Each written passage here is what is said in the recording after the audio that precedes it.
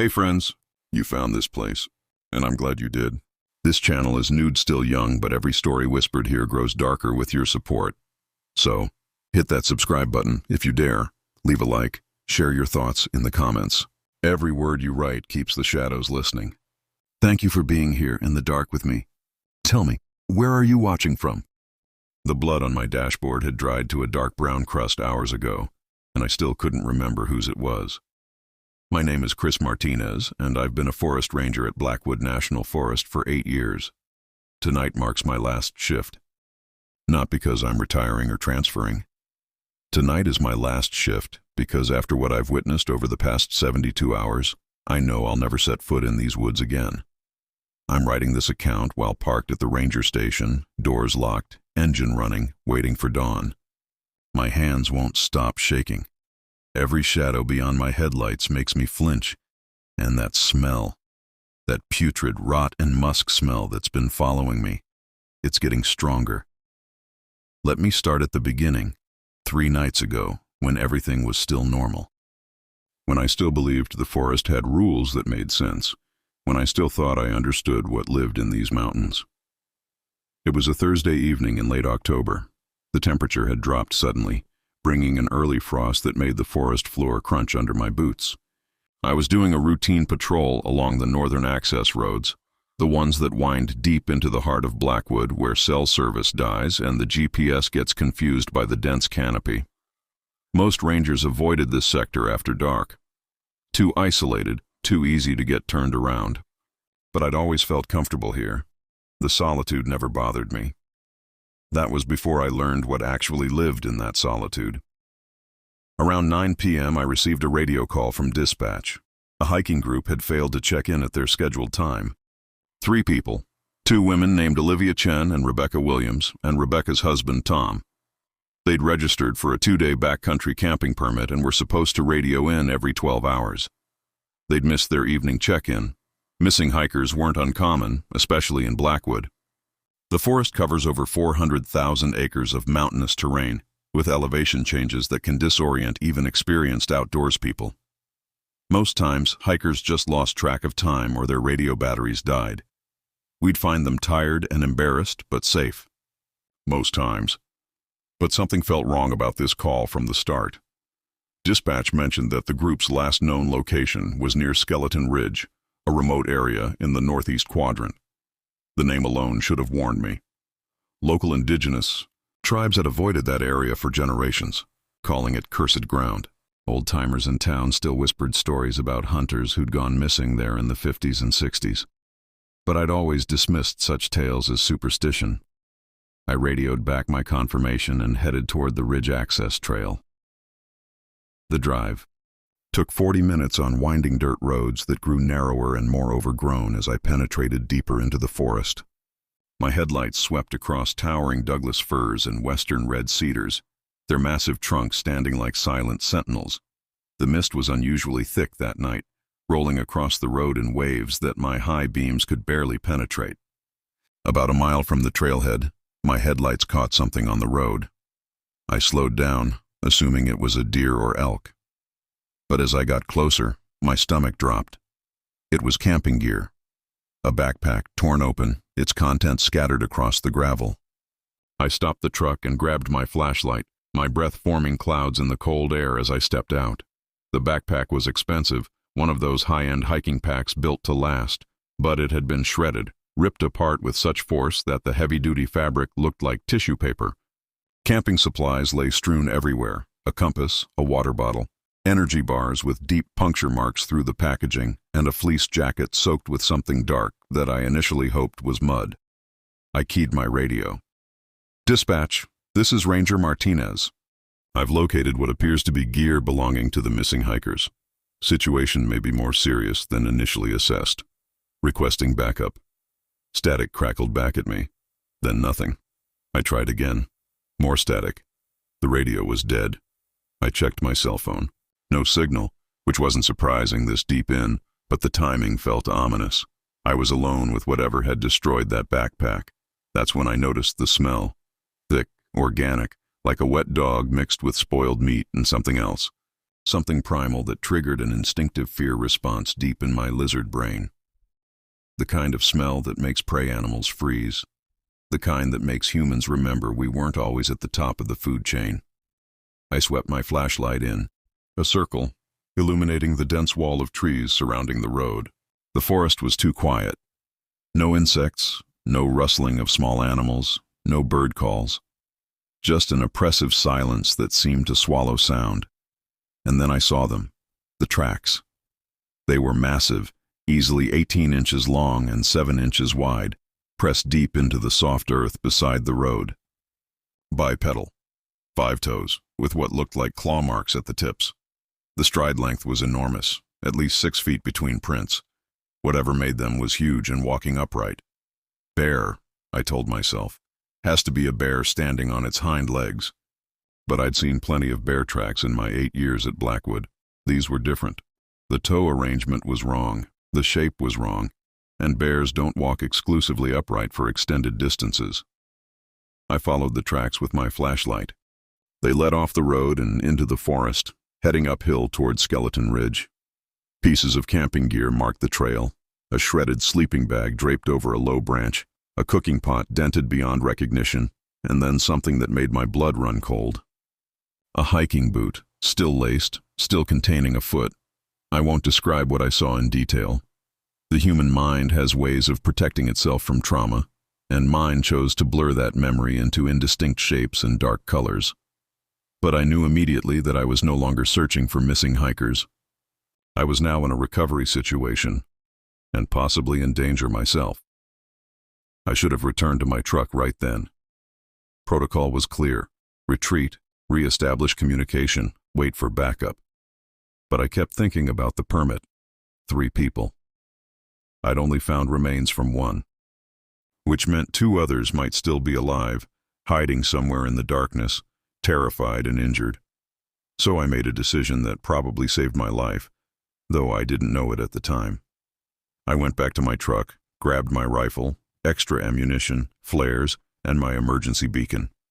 Then I started up the trail, following those impossible tracks into the forest. The trail to Skeleton Ridge was steep and treacherous in the dark.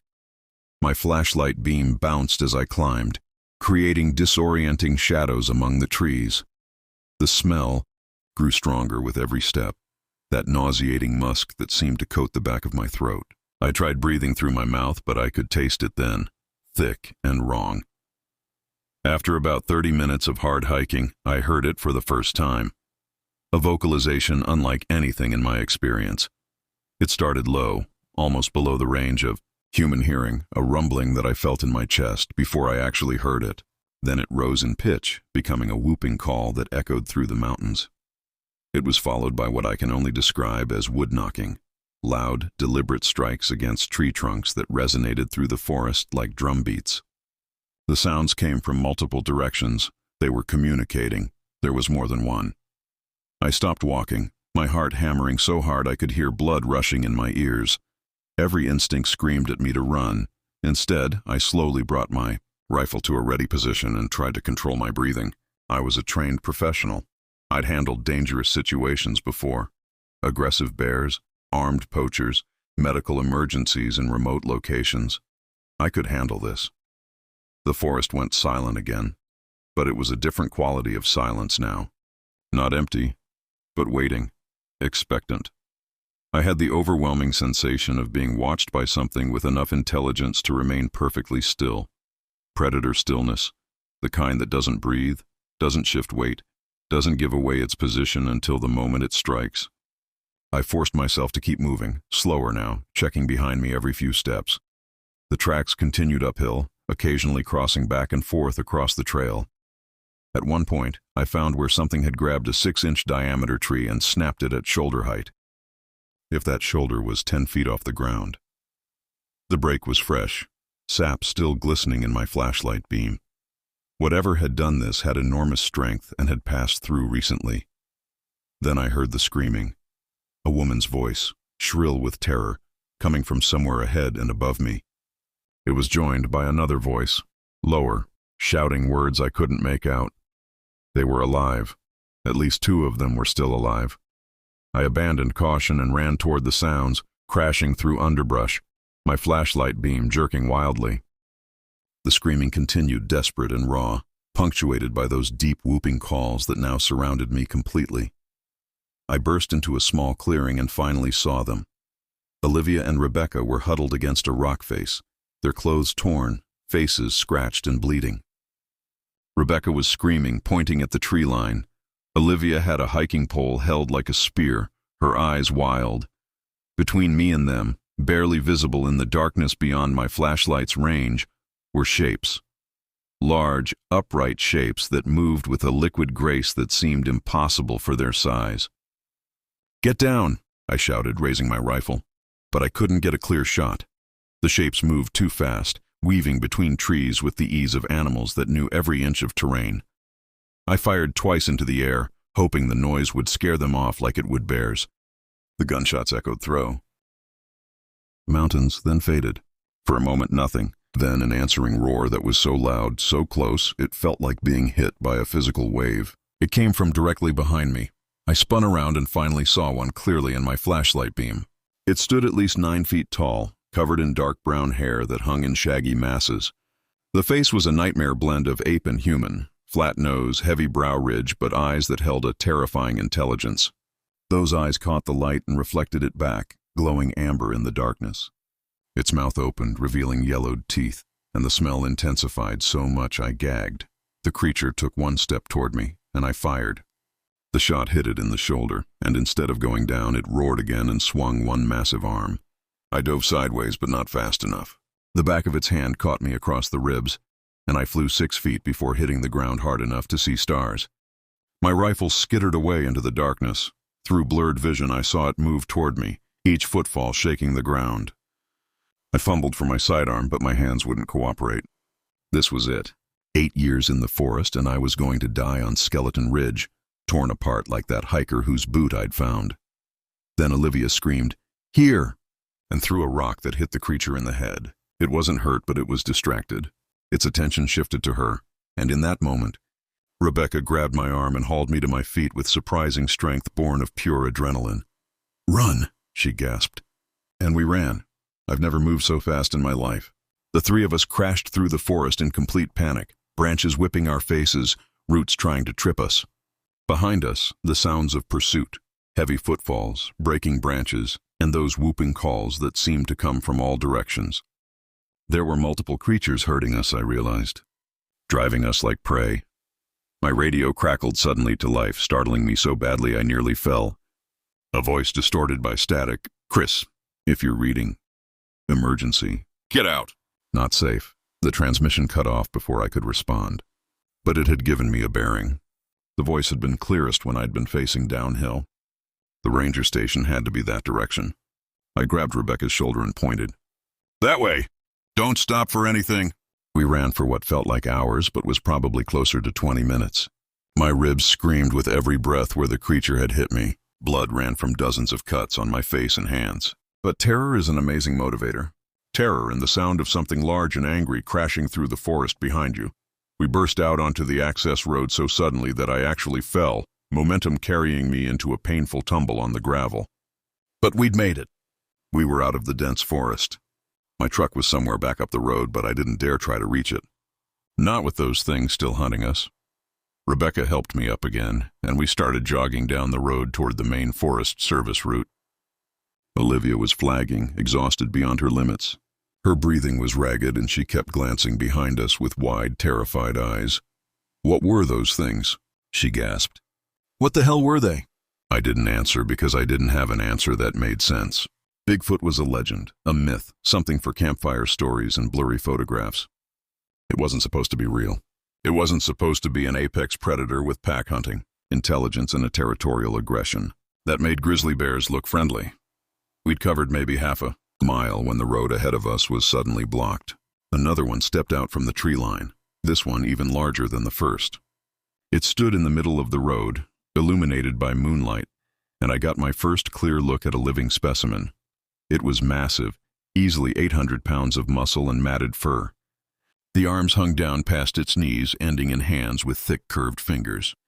The face was remarkably human-like from certain angles, but utterly alien from others. High cheekbones, a pronounced sagittal crest running along the top of its skull, and those eyes. Those damn eyes that showed too much awareness, too much intelligence. It didn't charge. It just stood there, watching us, waiting. Behind us, I could hear the others closing in. They'd boxed us in deliberately. This wasn't random predation. This was intelligent, coordinated hunting. Into the trees, I whispered. Slowly. Don't run! We edged toward the forest on the south side of the road, trying to move non-threateningly. The creature watched, but didn't pursue. That should have relieved me. Instead, it made my skin crawl. It was letting us go. Why? We slipped into the trees and immediately started moving as quickly as stealth would allow. The forest here was different from the Skeleton Ridge area. More open with less underbrush. I could see further, which was both comforting and terrifying. Comforting because I could see threats coming. Terrifying because they could see us too. Olivia grabbed my arm suddenly. Listen, she whispered. I stopped and held my breath. At first I heard nothing. Then faintly the sound of running water. A stream. Streams led to rivers, rivers to roads, roads to safety. We changed course toward the sound. The stream was about 15 feet wide, shallow and fast-moving. Normally I'd have warned against crossing water at night. Too easy to slip and injure yourself on the rocks. But Normal had stopped applying hours ago. We waded across, the icy water shocking after the adrenaline heat of running. On the far bank, Rebecca finally collapsed. I can't, she sobbed. I can't keep going. Tom. They killed Tom right in front of us. They tore him apart and Rebecca, look at me, I said firmly, crouching beside her. I know you're exhausted.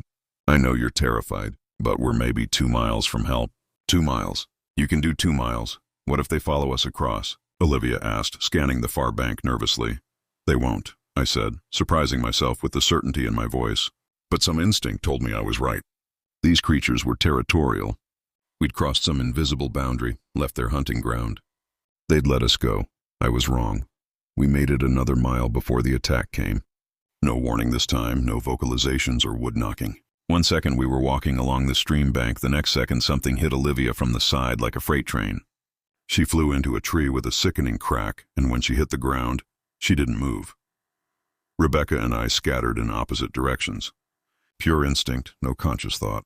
The creature that had hit Olivia turned toward me, and I realized with sick horror that this one was different.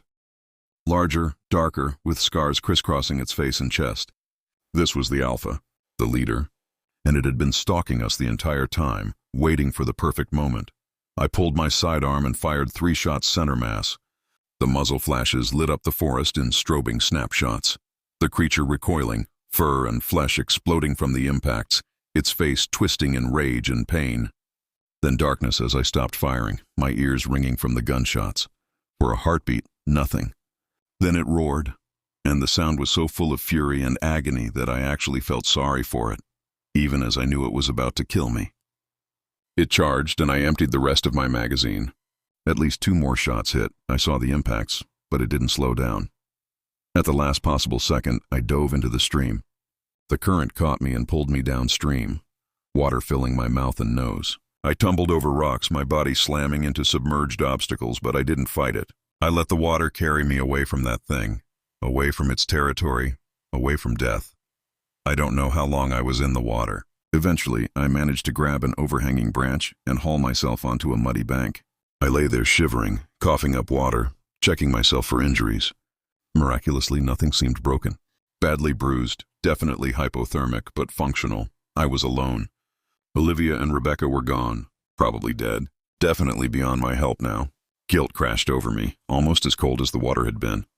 I'd led them away from the first attack, but I'd led them right into a second. I'd failed them, but I couldn't think about that now. Survival first, guilt later. I followed the stream downstream, knowing it would eventually lead to civilization. Every sound made me flinch. Every shadow looked like a massive fur-covered body. But nothing attacked me again. Either I'd seriously injured the alpha, or I'd finally left their territory for real. As dawn started to gray the eastern sky, I stumbled out of the forest onto Highway 47. I'd never been so happy to see asphalt in my life. A logging truck stopped for me, the driver taking one look at my torn uniform and bloody face before radioing for help. Sheriff's deputies arrived, then paramedics, then my supervisor from the ranger service. I tried to explain what happened, but the words sounded insane even to my own ears. Giant ape-like creatures? Pack hunting? Territorial intelligence? They nodded and wrote everything down with expressions that said they thought I was suffering from trauma and exposure. When the sun was fully up, they sent in a search and rescue team with tracking dogs. The dogs refused to go past a certain point on the Skeleton Ridge Trail. They would approach, then stop, hackles raised, whining nervously. Even when their handlers tried to force them forward, the animals balked. They never found Olivia or Rebecca. They did find Tom's remains, what was left of them, and what they decided was evidence of a bear attack. Bears, they told me. A mother with cubs, probably, defending territory.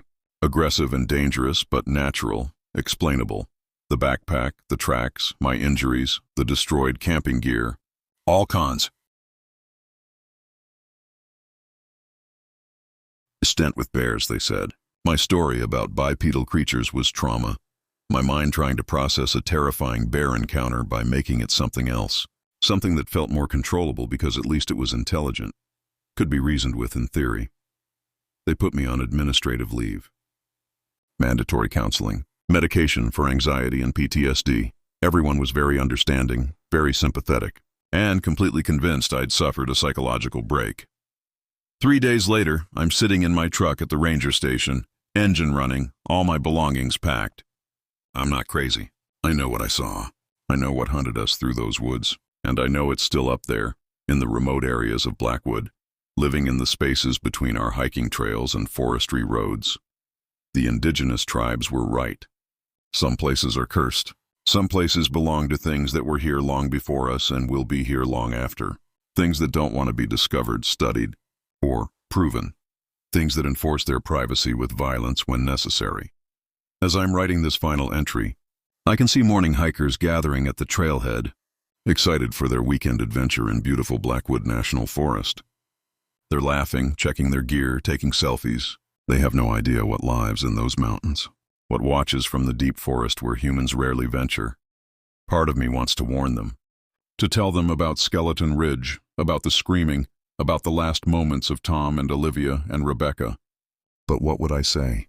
That monsters are real? That there are places in America where apex predators exist that science doesn't acknowledge? They'd think I was crazy too.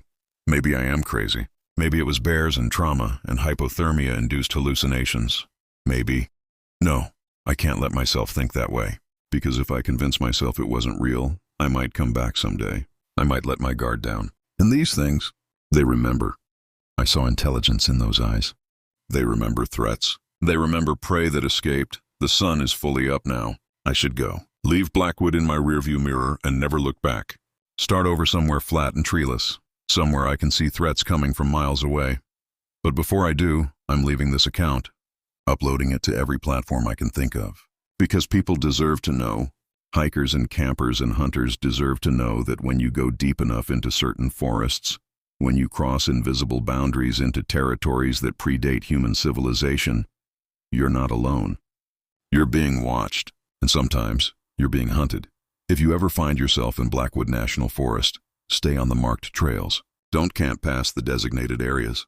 And if you hear wood knocking at night or whooping calls that don't match any known animal, leave immediately. Don't investigate. Don't try to record it. Just leave, because some things are better left undiscovered. Some legends exist because they're true, and the forest keeps secrets that are meant to stay buried. I'm Chris Martinez, and I was a ranger at Blackwood National Forest. I survived 3 nights in hell, and I'll never stop seeing those eyes in my nightmares. Those intelligent amber eyes that watched me from the darkness. The eyes of something that shouldn't exist but does. The eyes of Bigfoot.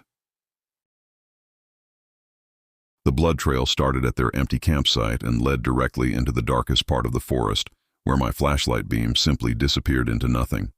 My name is David Chen, and I'm a senior ranger at Redwood Hollow National Forest in Northern California.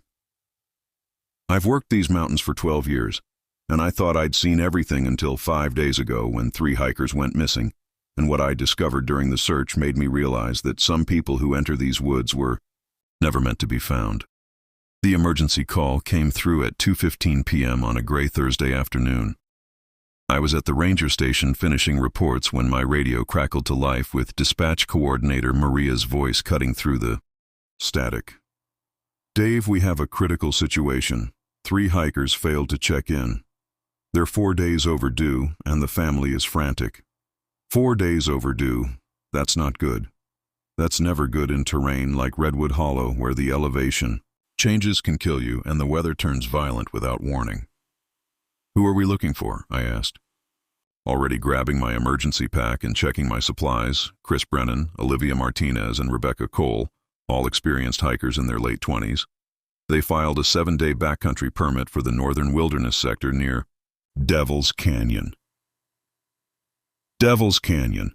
Of course it had to be Devil's Canyon. The most remote and dangerous section of the entire forest. A place where search and rescue operations become recovery missions more often than anyone wants to admit. "When was their last known contact?" I asked, pulling on my jacket and heading for the door. 6 days ago. They called from the trailhead to confirm they were starting their hike. Nothing since then.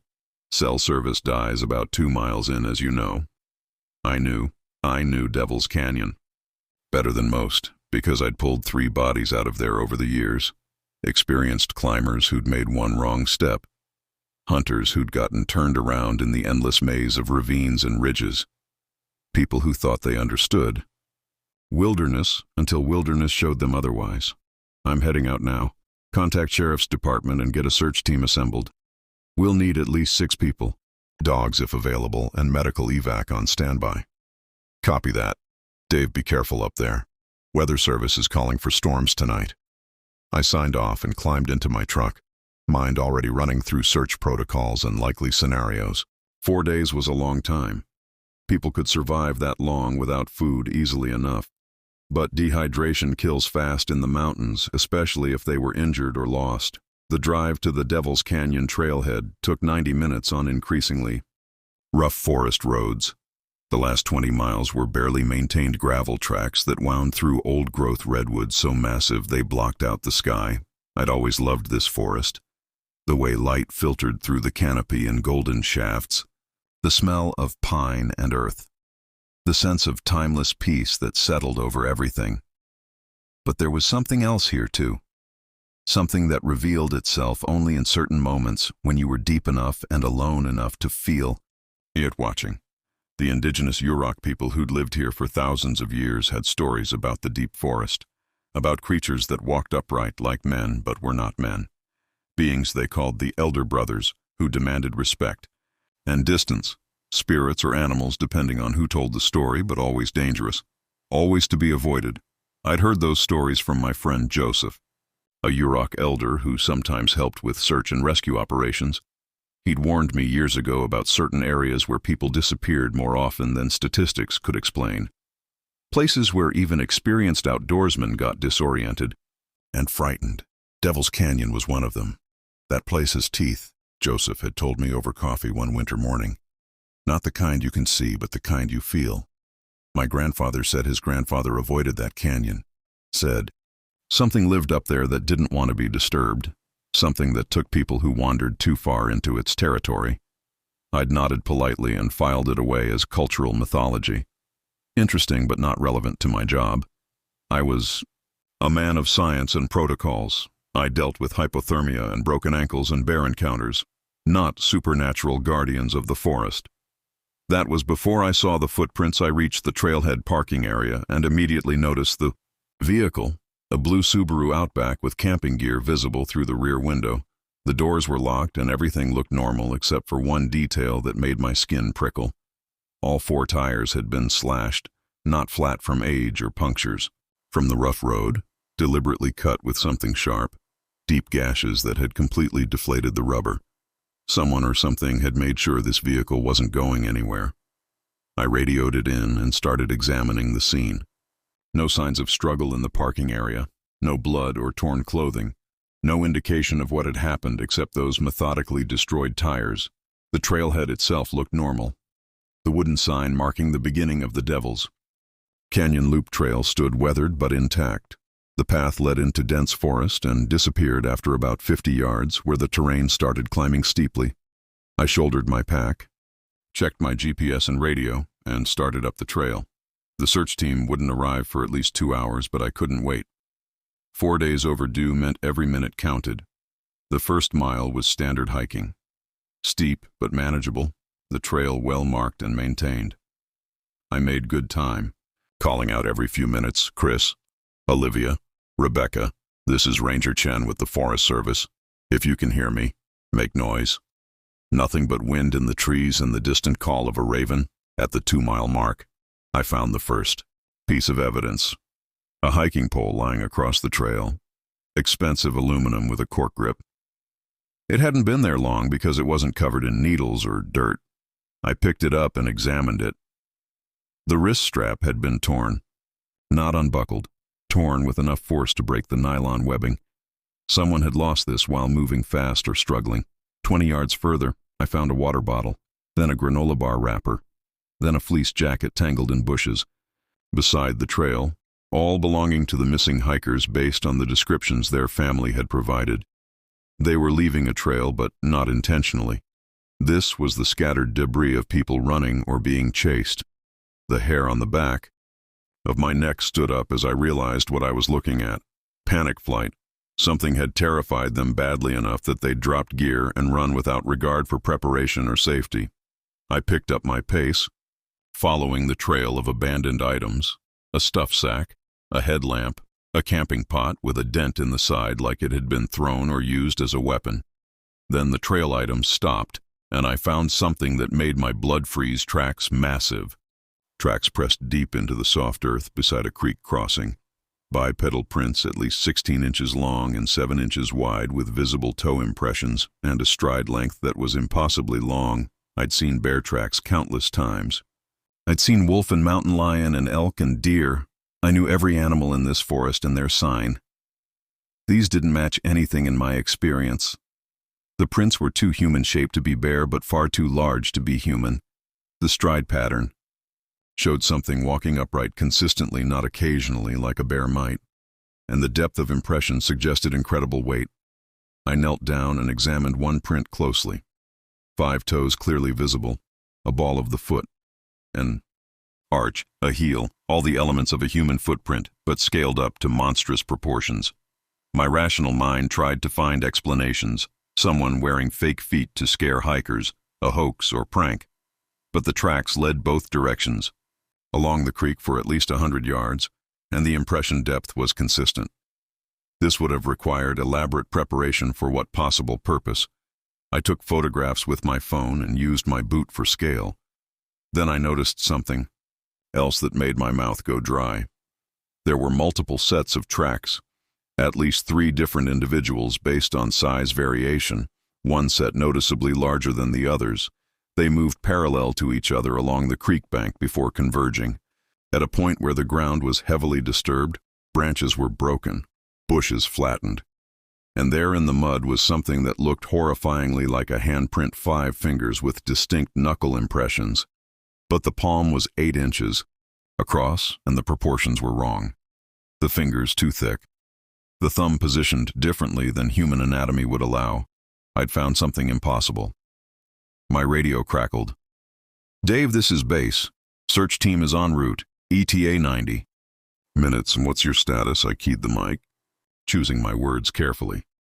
"I've located evidence of the missing party. They appear to have left the main trail in a hurry. I'm following their direction now. There are also unidentified large animal tracks in the area. Proceed with caution when you arrive." "Copy. What kind of animal?" I hesitated. What could I say that wouldn't sound insane? "Unknown species. Very large. Possibly dangerous. I'll update as I learn more."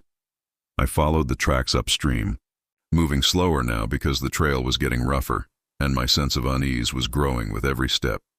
The forest had gone quiet. That's always the first sign, when birds stop calling and small animals stop rustling in the underbrush. When the natural soundtrack of the wilderness simply cuts off. Predators do that. Apex predators that everything else fears. I rounded a bend in the creek and stopped dead. Their campsite, or what was left of it. The tent had been shredded, not collapsed or blown over by wind, but deliberately torn apart. The fabric hung in strips from the poles, and the contents were scattered across a 30-foot radius, sleeping bags ripped open with fillings scattered like snow, backpacks overturned and emptied, food containers crushed and bent. It looked like a tornado had touched down in this one specific spot. But there was no wind damage to the surrounding trees, no other signs of storm activity. This destruction was targeted and purposeful. I moved carefully into the campsite, my hand resting on the bear spray at my belt, even though I knew instinctively that bear spray wouldn't help against whatever had done this. Blood not a lot, but enough.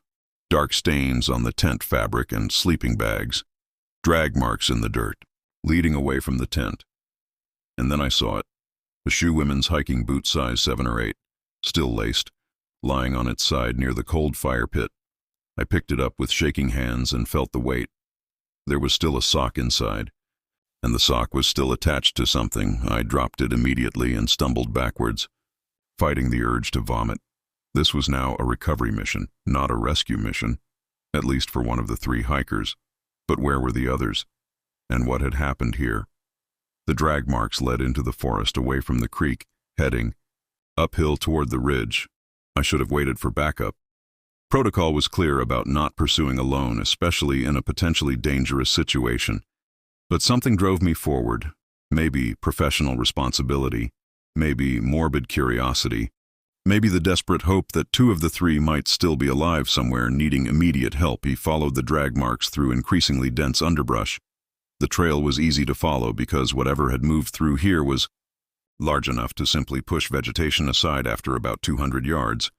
The marks led to a tree, a massive redwood at least 12 feet in diameter, and hanging from a branch 15 feet up was a backpack, not dropped or lost, deliberately placed high up where animals couldn't reach it, where bears or mountain lions or any normal predator wouldn't think to look. I stared up at it, trying to understand. What kind of animal stores food in trees at that height? What kind of animal has the intelligence to cache supplies away from ground predators? Primates do that. Chimps and gorillas and humans, intelligent species that plan ahead and understand delayed gratification. But the only primates in North America were humans, and we don't grow to 9 feet tall and leave 18-inch footprints. Radio crackled again. "Dave, we're at the trailhead with the search team. 6 personnel plus 2 tracking dogs. What's your 20? I gave them my GPS coordinates and a brief description of what I'd found. I downplayed the nature of the tracks and the campsite destruction because I needed them to keep moving, not panic. Situation is critical. We have evidence of casualties. I'm continuing to track northwest from the campsite. Advise all personnel to stay in groups and remain alert." "Copy that. We're moving fast. Should reach your position in 40 minutes. I looked up at that backpack hanging impossibly high and made a decision. I started climbing. The bark was rough under my hands, and the branches were spaced far enough apart that it required real effort.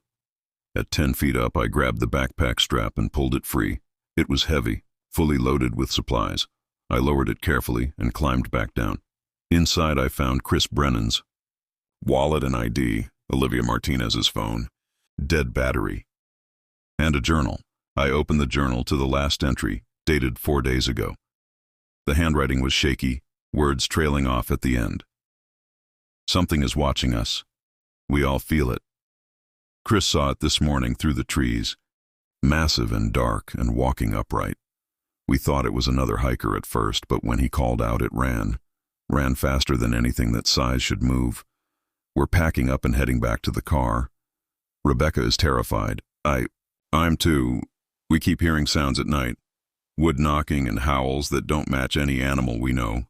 Chris says we should have listened to the warnings. The ranger at the station mentioned disappearances in this area, but we thought..." The entry ended mid-sentence, like she'd stopped writing suddenly because something had happened. I flipped through earlier pages and found more concerning entries. Day 1. Beautiful hike. Saw some huge tracks near the creek. Bear, maybe. Staying alert. Day 2. The tracks are everywhere now. They seem to be following the trail, circling our camp. Chris measured one at 17 inches long. That's bigger than any bear I've ever heard of. We're keeping the food locked tight. Day 3. It came into camp last night. We heard it moving around the tent, breathing, heavy footsteps. When Chris shone his flashlight out, he saw something tall backing away into the darkness. Rebecca screamed. It screamed back. Not like an animal, like it was mocking her. We didn't sleep, leaving at first light. That was the last full entry before the final unfinished one. They'd known something was wrong. They'd tried to leave, but they hadn't made it. I tucked the journal into my pack and continued following the drag marks. They led uphill to a rocky outcropping and then simply stopped. No body, no more blood trail, no indication of where the victim had gone from. Here. It was like they'd been carried away by something capable of moving over rock without leaving tracks. I climbed onto the outcropping and scanned the area. Dense forest in all directions, no clearings or landmarks, just endless trees and shadows. Then I heard a sound. I'll never forget as long as I live. It started low, below the range of normal hearing, a rumbling that I felt in my chest cavity before my ears picked it up. Then it rose in pitch, became a howl that echoed through the mountains, mournful and enraged and utterly unlike anything in nature. The howl was answered from 2 different directions, 3 distinct voices calling to each other across the forest, communicating. I slowly, quietly, started backing down from the outcropping. My hand found my radio and I keyed it with 1 finger, not taking my eyes off the tree line. All units. This is Ranger Chen. I need immediate assistance at my location. Potentially dangerous. Wildlife in the area. Expedite your arrival. The response was garbled with static. I was too deep in the canyon. The signal was breaking up. The howling stopped abruptly and the forest went silent again. That waiting silence that meant predators were near. I heard movement, heavy footfalls in the underbrush, branches breaking, something large moving through the forest with purpose. Then I saw it between 2 massive redwoods about 60 yards away, a shape, dark brown and enormous, standing upright, at least 8 feet tall with shoulders so broad it barely fit between the trees. It didn't move, just stood there watching me with posture that radiated intelligence and calculation. I froze, every muscle locked, some primal part of my brain screaming that I was in the presence of an apex predator, and any movement might trigger a chase response. We stared at each other for what felt like hours, but was probably only seconds. Then it opened its mouth and made a sound that I can only describe as a roar mixed with a scream, rage and warning combined. The sound hit me like a physical blow. I broke, all training forgotten, all protocols abandoned. I turned and ran downhill through the forest, leaping over logs, crashing through brush, blind panic driving me forward. Behind me I heard pursuit, multiple individuals based on the sound, heavy footfalls that shook the ground, branches snapping like gunshots. I hit the creek at full speed and splashed across, lost my footing on the slick rocks and went down hard, scrambled up and kept running. My radio was shouting something, but I couldn't process words, couldn't think beyond run, survive, escape. I burst out of the tree line onto the main trail and nearly collided with the search team coming up, 6 people in search and rescue gear with 2 German Shepherd tracking dogs. They took 1 look at my face and immediately went on alert. What happened? The team leader demanded. His name was Marcus and we'd worked together for years. Get back, I gasped. Everyone back to the trailhead now. There's something up there. Something dangerous. What did you see? Before I could answer, the howling started again, closer now. The dogs went absolutely berserk, barking and pulling against their leads, trying to run. Their handlers struggled to control them. Marcus looked at me, looked at the forest, and made the right call. Everyone retreat. Maintain formation. Weapons ready. We moved back down the trail as a group. Marcus and another ranger had rifles for dangerous wildlife situations. They kept them trained on the tree line as we withdrew. The howling, followed us for a quarter mile, staying parallel to the trail, keeping pace, multiple voices calling back and forth. Then it stopped at the 2-mile marker, the howling cut off as suddenly as it started. Like we'd crossed an invisible boundary. The dogs calmed down. The oppressive sense of being watched lifted. We could breathe again. Back at the trailhead parking area, we regrouped. Marcus pulled me aside while the others called for backup. "What did you see up there, Dave?" And don't give me the standard wildlife response. I've known you for 8 years and I've never seen you run from anything. I told him everything. The tracks, the destroyed campsite, the journal entries, and finally the creature I'd seen watching me. He listened without interrupting, and when I finished, he was quiet for a long moment. "We need to call this in to state authorities. This is beyond our capacity. We need specialized tracking teams and possibly wildlife experts. Marcus, they won't believe us. They'll think we panicked over a bear. Those weren't bear tracks you photographed. I saw the pictures you sent. Whatever made those tracks isn't in any wildlife database I know." Sheriff's deputies arrived along with additional rangers and a California Department of Fish and Wildlife officer. We briefed them on the situation and showed them the evidence, the photographs, the journal, the destroyed gear we'd recovered. The Fish and Wildlife officer, a woman named Dr. Sarah Chen, no relation, examined the track photos with increasing concern. "These are consistent with reported Sasquatch prints," she said quietly. "Same toe spacing, same arch structure, same size range. I've seen casts from the Patterson-Gimlin site, and these match." The sheriff snorted. "You're telling me Bigfoot killed 3 hikers. I'm telling you something killed 3 hikers, and the evidence suggests a large bipedal primate species currently unknown to science. Whether you call it Sasquatch or Bigfoot or something else doesn't change the facts. The facts are we have 3 missing people and a forest full of shadows," the sheriff said. "I'm calling in state resources. Helicopter search. Expanded ground teams, and we're doing it at dawn with full daylight." He looked at me. "Ranger Chen, you're off this search. You've been through enough today. Get checked by the medic and file your report," I should have argued. Should have insisted on continuing, but the truth was I didn't want to go back up there. Didn't want to face those things again in the darkness. The medic checked me for injuries and cleared me. I drove back to the ranger station and spent 3 hours writing the most difficult report of my career. How do you document the impossible? How do you write in official language that legendary creatures are real and dangerous and actively hunting in a public forest? I did my best to stick to observable facts and let others draw conclusions. I attached all photographs and the journal pages I'd scanned. I made no claims about species identification. That was 4 days ago. The expanded search went out at dawn and found nothing. No bodies, no blood trails, no additional evidence. The destroyed campsite was photographed and documented, but the tracks had been washed away by overnight rain. The backpack I'd recovered was the only physical proof beyond photographs. Chris Brennan, Olivia Martinez, and Rebecca Cole remain missing, listed officially as lost hikers in a wilderness tragedy. But I know the truth. I know what took them. What hunted them through Devil's Canyon and ended their lives in that dark forest. I know.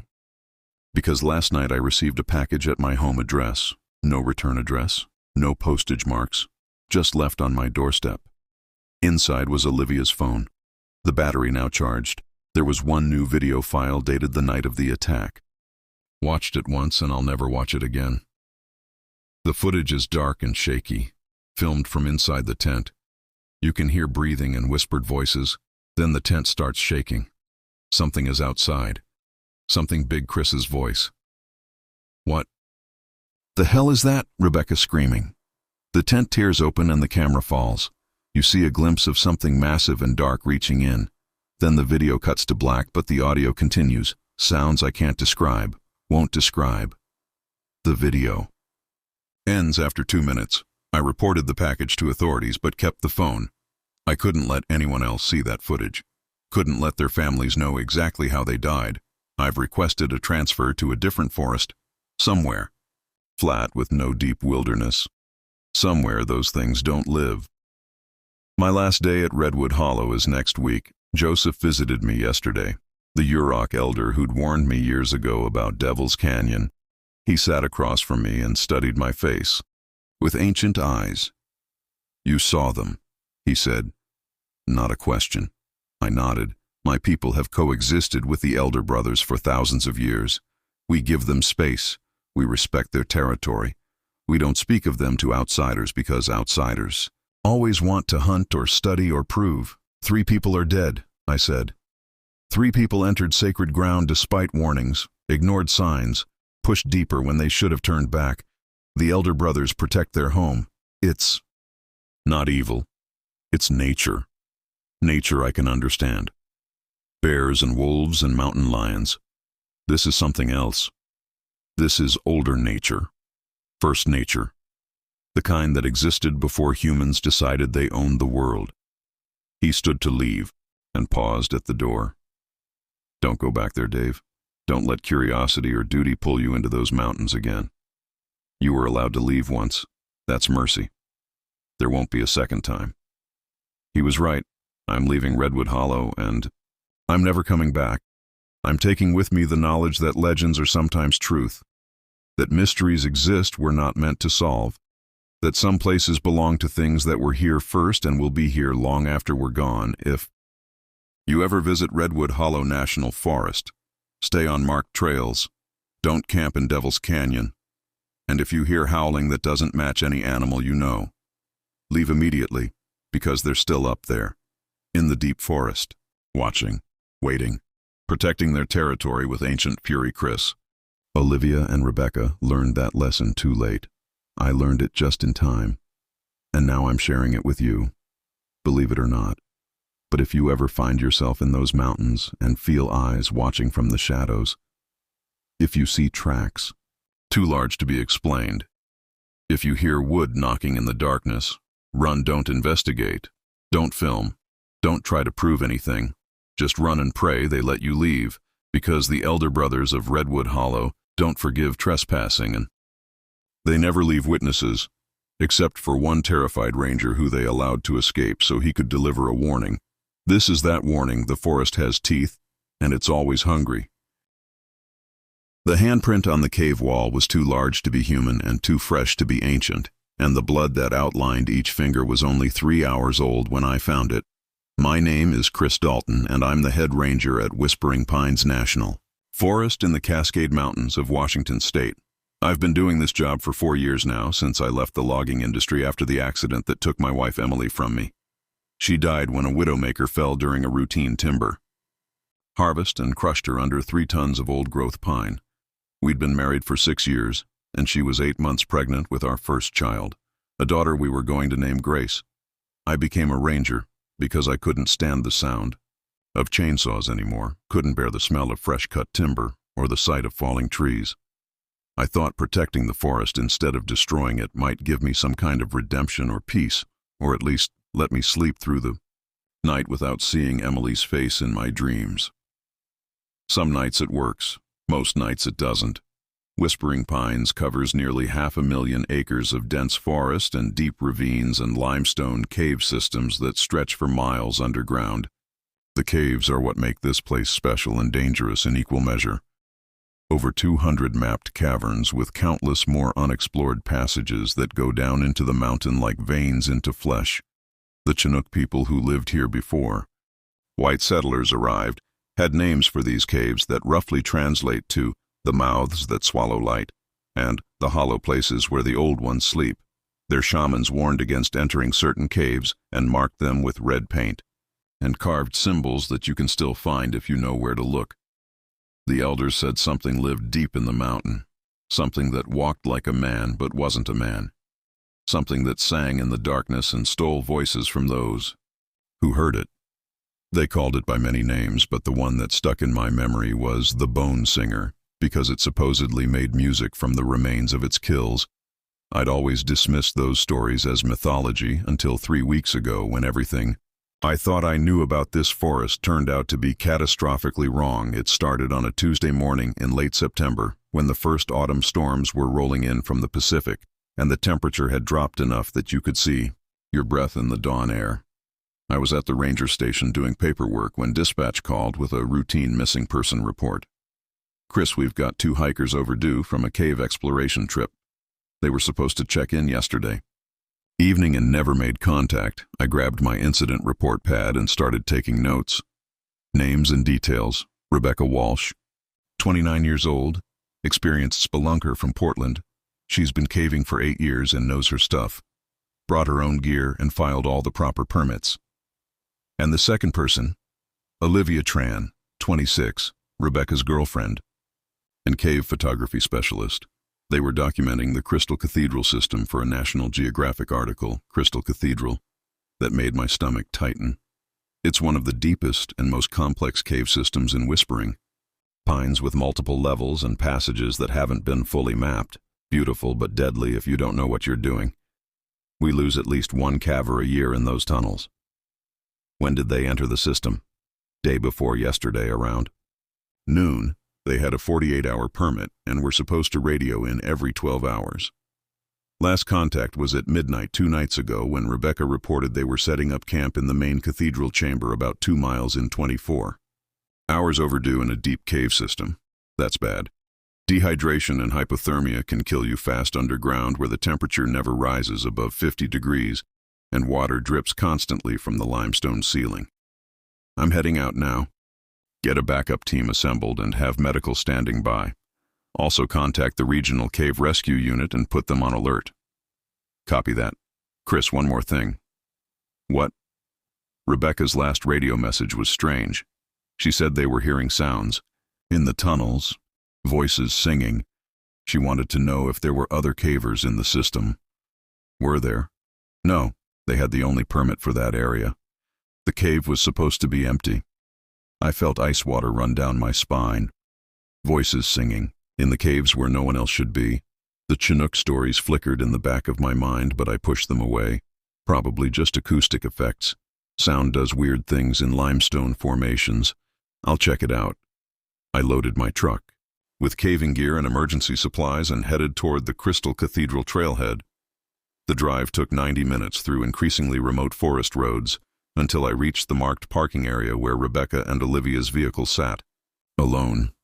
A white Toyota 4Runner with Seattle plates and cave rescue stickers on the rear window.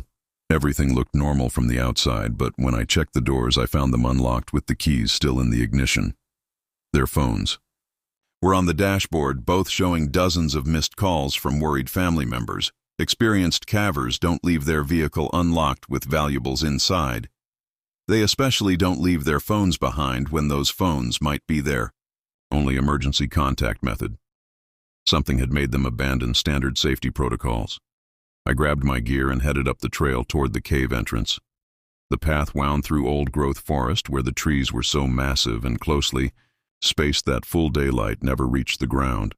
Moss covered everything in thick green carpets, and the air smelled of rotten mushrooms and damp earth. The Crystal Cathedral entrance was a narrow slot in a limestone cliff face barely 3 feet wide and 6 feet high. You had to squeeze through sideways and then drop down into a larger chamber. From there, the cave system opened up into the massive main cathedral that gave the place its name. I clicked on my headlamp and started the descent. The temperature dropped immediately as I entered the mountain. The sound of dripping water echoed from somewhere deep below. My breath fogged in the beam of my light. The entry passage was tight and uncomfortable, but I'd been through it a dozen times before. After about 50 feet of awkward sideways shuffling, the passage opened into the first chamber. A room roughly 30 feet across with a ceiling that disappeared into darkness above. I paused to check my gear and radio back to dispatch. This is Ranger Dalton entering Crystal Cathedral main system, beginning search and rescue operation. Static crackled back at me. The radio signal was already degrading. Another 100 yards and I'd lose contact completely. That was normal for deep cave work, but it always made me nervous. I continued down following the main passage toward the cathedral chamber. The route was well marked with glow sticks and reflective tape from previous expeditions. The limestone walls pressed close on both sides and water dripped constantly, creating an eerie percussion that filled the darkness. After 20 minutes of crawling and climbing, I reached the cathedral itself and stopped dead.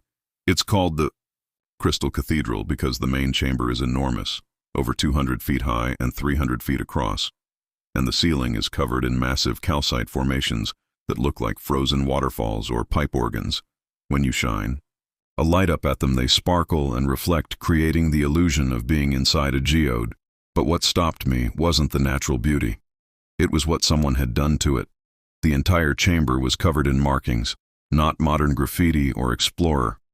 Signatures, but ancient-looking symbols carved and painted onto every available surface. Spirals and handprints and figures that were almost human, but not quite. Tall, elongated shapes with two long arms and faces that were blank except for gaping mouths. These weren't here 3 months ago when I'd last surveyed this cave. I knew every inch of this chamber and it had been clean limestone. Now it looked like some primitive shrine or warning. And the smell. That thick organic musk that reminded me of a wet dog mixed with spoiled meat. It permeated the entire space, making my eyes water. I moved carefully into the cathedral, keeping my light sweeping across the walls. The markings continued everywhere I looked. Thousands of symbols covering the stone. Whoever or whatever had made them must have spent weeks down here in the darkness carving and painting. Then I saw the Camp Rebecca and Olivia's gear was set up against the far wall of the chamber. 2 sleeping bags laid out, a cooking stove, backpacks, camera equipment, everything you'd expect from a professional cave photography expedition, but the camp was destroyed. The sleeping bags had been shredded, ripped apart with such violence that insulation was scattered across the cave floor like snow. The backpacks were torn open and their contents dumped and scattered. The camera equipment was smashed, expensive lenses crushed and bodies bent, and there was blood, not pools of it, but spatter patterns on the sleeping bags and on the limestone floor. Dark dried stains that told a story of violence. I keyed my radio even though I knew it wouldn't work. "Dispatch, this is Dalton. I've located the hikers camp and there are signs of a struggle. Requesting immediate backup and cave rescue team." Static was my only answer. I was alone 2 miles underground in a chamber that had been turned into some kind of ritual space with evidence that 2 people had been attacked here. The rational part of my brain was screaming to retreat, to get back to the surface and wait for the full rescue team, to follow protocol, but the part of me that remembered finding Emily's body under that foul len tree, the part that had been too late to save her. That part made me keep going. I searched the camp methodically, looking for any clue about what had happened. The blood patterns suggested the attack had been sudden and violent. There were no defensive wounds on the sleeping bags or signs that Rebecca and Olivia had time to grab weapons or fight back. I found Olivia's journal tucked inside her shredded sleeping bag. The pages were damp but readable. I flipped to the last entry, dated 2 days ago, day 1 in the cathedral. This place is more incredible than the photos suggested. Rebecca got some stunning shots of the ceiling formations. We're setting up camp for the night, and tomorrow we'll explore the lower passages. Something strange, though. We both keep hearing sounds, like voices singing or chanting. It echoes through the passages, but we can't tell where it's coming from. Rebecca thinks it's acoustic effects from water dripping. In other chambers, I'm not so sure. It sounds too organized, too much like actual language. Also found some odd markings on the walls near the entrance to the lower system. They look old, but they're not on any of the archaeological surveys. Carved symbols and handprints. Some of the handprints are huge, way bigger than human size. Rebecca measured one at over 15 inches from palm to fingertip. We're both a little creeped out, but probably just because it's our first night down here. The darkness plays tricks on your mind. Every shadow looks like something moving. Every sound gets amplified. Going to try to sleep now. Tomorrow we document the lower levels. That was the last entry. I flipped back through earlier pages looking for more information. Day 1 entry. Arrived at Whispering Pines. The ranger station gave us our permits and a safety briefing. The ranger who processed our paperwork mentioned that the Chinook people considered these caves sacred and dangerous, said there were local stories about creatures that lived in the deep tunnels, I asked what kind of creatures, and he just smiled and said, "The kind that don't exist until you meet them." We laughed it off, but Rebecca seemed bothered by it. She's been caving all over the world and says she's never felt as uncomfortable approaching a cave system as she did today. "Something about this place feels wrong," she said. I told her. It was just pre-expedition jitters. I closed the journal and looked around the chamber again with fresh eyes. Those symbols on the walls, those impossibly large handprints, the singing voices that both women had heard. It was all adding up to something my rational mind refused to accept. I heard it then, singing, distant and echoing but unmistakable. Multiple voices producing sounds that were almost harmonic, rising and falling in patterns that suggested language or music or something between the two. The sound came from one of the passages leading deeper into the cave system, the lower levels that Rebecca and Olivia had been planning to explore. Every instinct told me to turn back, to get to the surface and bring reinforcements, to not go alone into those passages toward whatever was making that sound. But I thought about Emily and how I'd been 2 miles away, cutting timber when the Widowmaker fell, how I'd arrived too late to do anything but hold her hand while she died, how our daughter Grace never took a single breath. I wasn't going to be too late again. I checked my climbing gear and extra light sources and headed toward the singing. The passage was narrow and sloped downward at a steep angle. I had to use a rope to rappel down several vertical sections where the limestone was slick with moisture. The singing grew louder as I descended. I could almost make out words now, deep resonant syllables that reverberated. Through the stone, after 30 minutes of careful climbing, I reached another chamber, smaller than the cathedral but still impressive, about 60 feet across with multiple passages branching off in different directions, and there in the center of the chamber was Olivia. She was alive, sitting with her back against a stalagmite formation. Her caving helmet was gone and her clothes were torn, but she was breathing. I rushed toward her. "Olivia, can you hear me?" "It's Ranger. Dalton. I'm here to get you out." She didn't respond. Her eyes were open but unfocused, staring at something I couldn't see.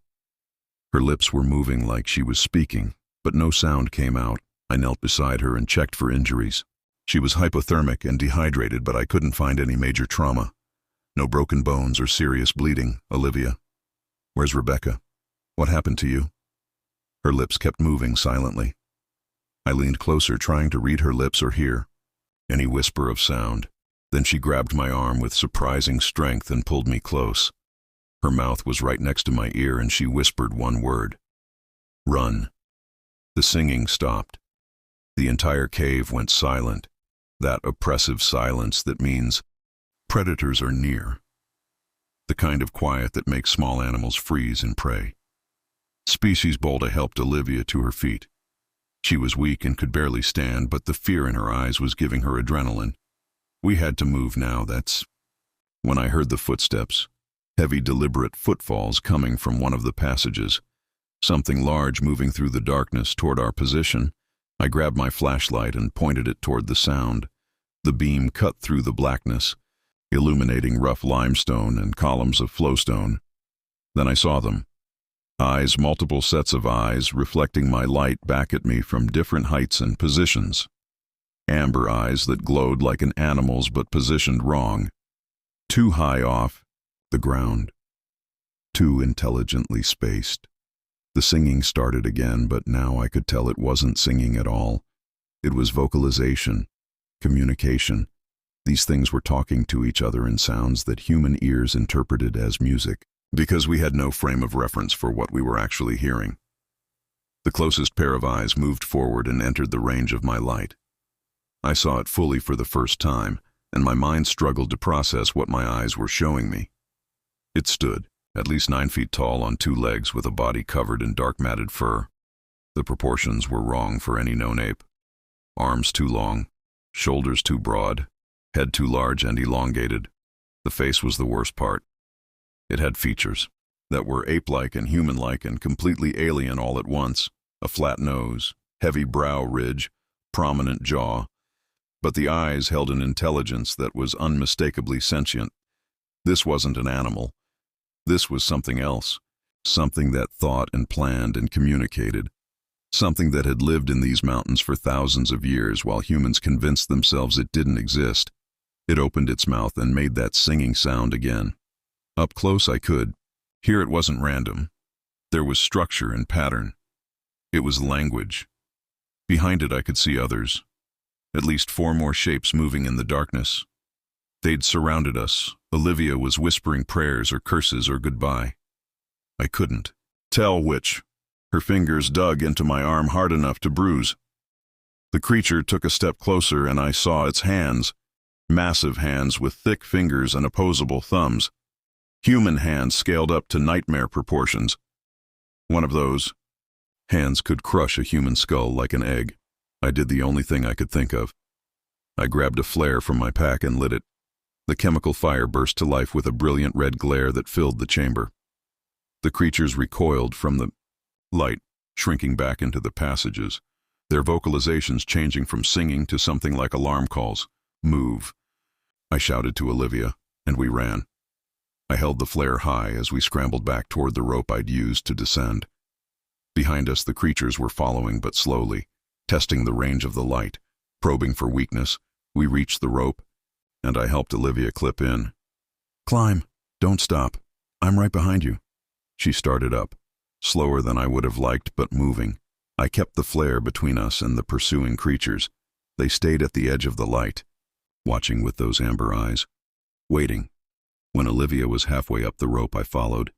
My muscles burned from the effort of climbing while holding the flare, but adrenaline gave me strength I didn't know I had.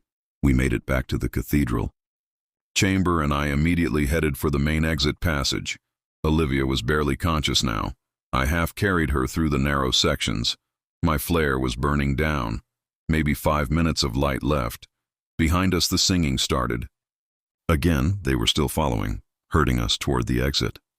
I realized with horror that they were intelligent enough to know we were escaping and were choosing to let us go. Why? Why let us leave when they could easily catch us in these narrow passages? The answer came when we reached the entry chamber, and I saw what they'd done. The exit passage, the narrow slot that led back to the surface, was blocked, not by a cave-in or natural collapse. This was deliberate. Stones and debris had been carefully stacked to fill the passage, a wall built by something with hands and intelligence and purpose. We were trapped 2 miles underground with creatures that had the ability to seal cave entrances. My flare sputtered and died. Darkness swallowed everything except my headlamp's beam. Olivia collapsed against the wall. We're going to die down here, she whispered, just like Rebecca. What happened to Rebecca? They took her, dragged her deeper into the caves. She was screaming, and then she wasn't. They took her voice somehow. We could see her mouth moving, but no sound came. Out. Then they carried her away into the darkness, and I never saw her again. The singing was getting closer, echoing through multiple passages. They were coming from all directions now. I frantically examined the blocked exit. The stones were large, but not immovable. If I could shift enough of them, we might squeeze through. I started pulling rocks away, my hands bleeding from the sharp limestone. Working as fast as I could while the singing grew louder and louder, Olivia grabbed her own light and started helping. We worked in desperate silence, pulling and pushing stones, creating a gap barely wide enough for a human body. The first creature appeared in the chamber, silhouetted against the darkness. Then another, then more, 5 of them now standing between us and the deeper cave system, blocking retreat. The largest one stepped forward. It had to be 9.5 feet tall, massively built, covered in scars that suggested extreme age and many fights. It raised one hand and pointed at us. The gesture was unmistakably human, accusatory, warning. Then it opened its mouth and I heard something that shouldn't be possible. It spoke, not in English obviously, but in that singing language. But this time the sounds formed patterns my brain could almost parse. It was like listening to a recording played backwards. You knew words were there but couldn't quite make them out. Olivia gasped. "Oh God, it's..." Using Rebecca's voice. That's her vocal patterns. It learned to mimic her. The creature was using sounds stolen from Rebecca to communicate. It had listened to her speak and scream and was now reproducing those sounds in its own language. A horrifying display of intelligence. More rocks fell away from the exit. The gap was almost large enough. The creature stopped singing and just watched us. Those amber eyes calculating, weighing options. Then it did something that made my blood freeze. It reached behind itself and pulled something into the light. Rebecca. She was alive but changed. Her eyes were vacant, her skin pale from lack of sunlight.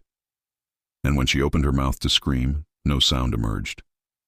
They'd taken her voice literally, stolen the ability to make sound. The creature was showing us what would happen if we didn't leave. This was Rebecca's future, alive but voiceless, kept in the darkness as some kind of living toy or curiosity or food source. Go, I told Olivia. Squeeze through now. I'll follow. She didn't argue. She pushed herself into the gap and started wriggling toward the surface.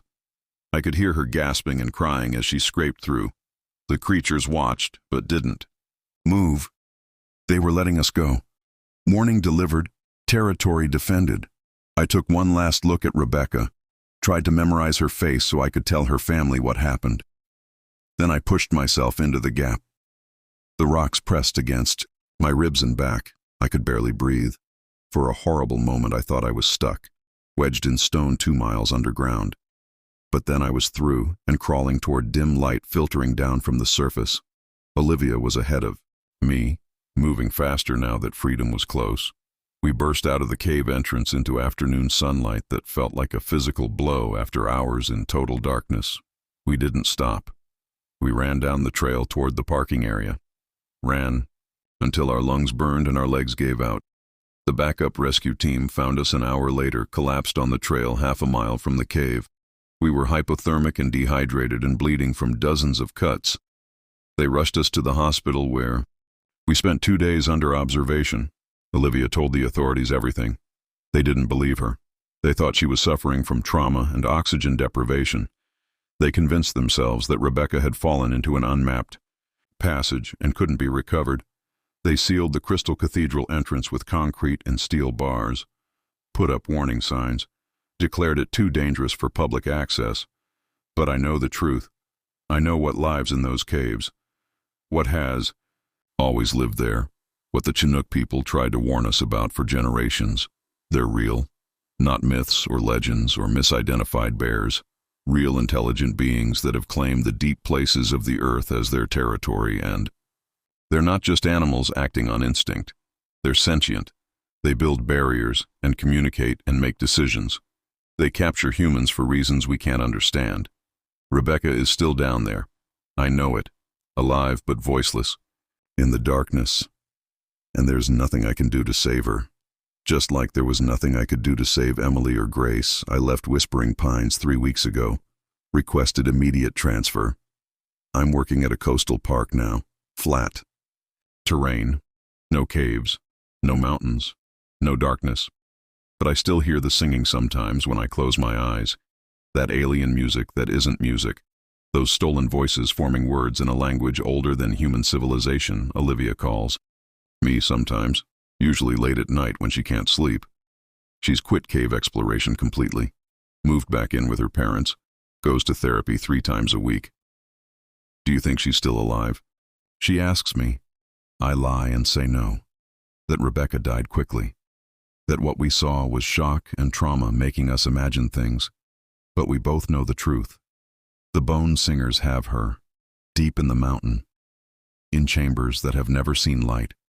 And she's learning their language now, learning to sing in the darkness, becoming something between human and whatever they are.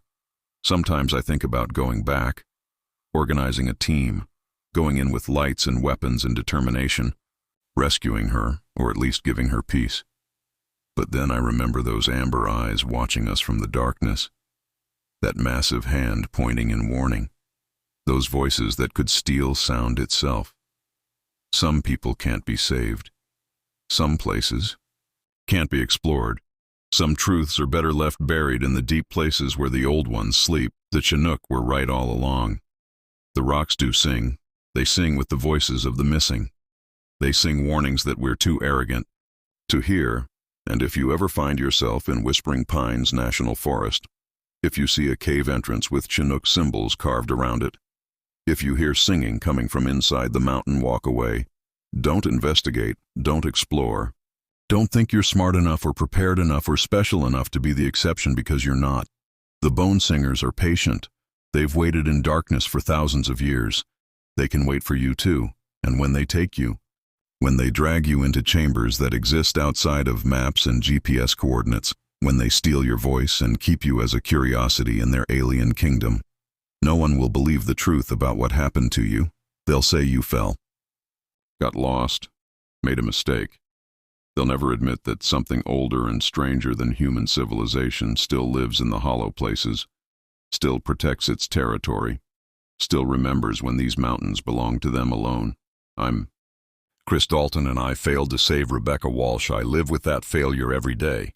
Add it to the weight of Emily and Grace, carry it like stones in my chest. But I'm telling you this story because maybe someone will listen. Maybe someone will take the warning seriously. The bone singers are real. The hollow places are not empty, and some caves have mouths that swallow light and never give it back. Stay out of the darkness, because the darkness is already full.